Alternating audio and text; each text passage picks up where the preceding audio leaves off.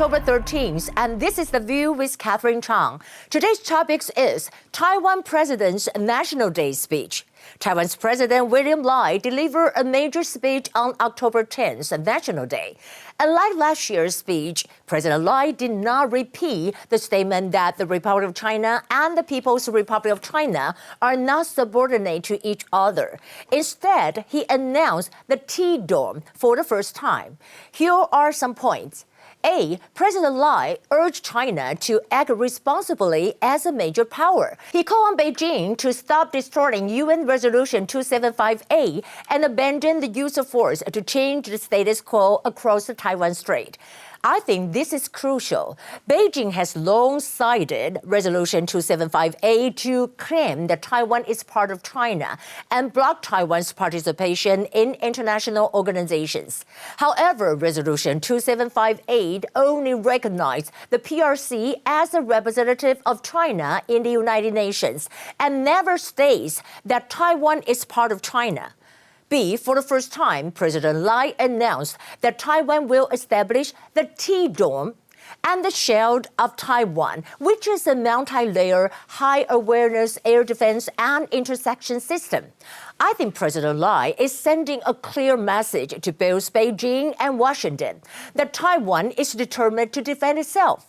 Unlike Israel's Iron Dome, we can see over here that this is the Israel's Iron Dome, which covers a short range of about 70 kilometers. Taiwan's defense must span more than 100 kilometers across the strait. Therefore, the system may resemble the U.S. Golden Dome. You can see that this is the U.S. Golden Dome. Taiwan already operates Patriot missiles, so the T-Dome can be developed gradually. C. President Lai also announced that Taiwan's defense budget will reach 3% of GDP next year and could rise to 5% by 2030. President Lai's National Day speech sends a clear message that Taiwan is drawing new defense lines by correcting Beijing's misuse of the UN resolutions and announcing the T-Dome project. President Lai is not just talking about peace. He is defending Taiwan's peace through strength. Here are the top stories. First, I want to talk about, you can see that China and U.S. dust up over rare earth export controls. China announced new restrictions on October 9th, requiring all countries to obtain its approval to export products containing Chinese rare earth materials. And starting on December 1st, and U.S. President Donald Trump hit back at China with 100% tariffs. And President Trump said, starting November 1st, 2025 or sooner, the United States of America will impose a tariff of 100% on China over and above any tariff that they are currently paying. President Trump said that there's no need to worry about China and called Xi Jinping a strong and very smart man, emphasizing that their relationship remains good. Still, all three major U.S. stock indexes tumbled on Friday, with TSMC's ADR plunging over 6%. Before partly recovering on Monday. Meanwhile, will China's export restrictions hold TSMC's export to the United States?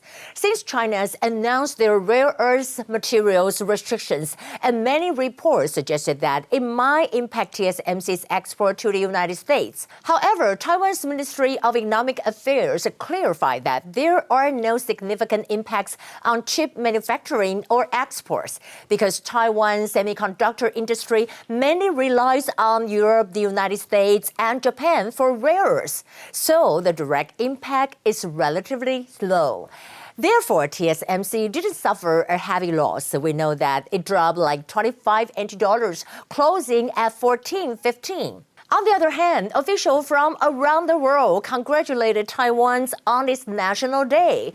We know that President Lai Ching-te and the First Lady welcomed representatives from around the world for the National Day, in which President Lai stated, he said that in the future, Taiwan will continue to uphold the principle of mutual benefit by signing bilateral economic and trade cooperation agreements with more like-minded partners. We know that officials from the United States, Canada, Australia, France, Sweden, Japan, and many other countries attend the event to offer their congratulations on the National Day. Moreover, newly elected LDP leader Takashi Sanai sends a handwritten letter to President Lai.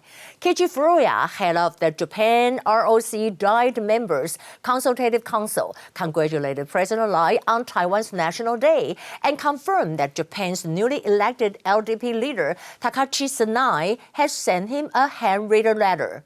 In the end, I want to share with you that U.S. Senate approved a $30 billion NT defense bill for Taiwan's military. We can see over here that the U.S. Senate passed the National Defense Authorization Act, NDAA, by a 77-20 votes, approving a $925 billion U.S. defense budget. The bill includes $30 billion in military aid for Taiwan and strongly recommends that Taiwan's participation in the next rim of the Pacific exercise.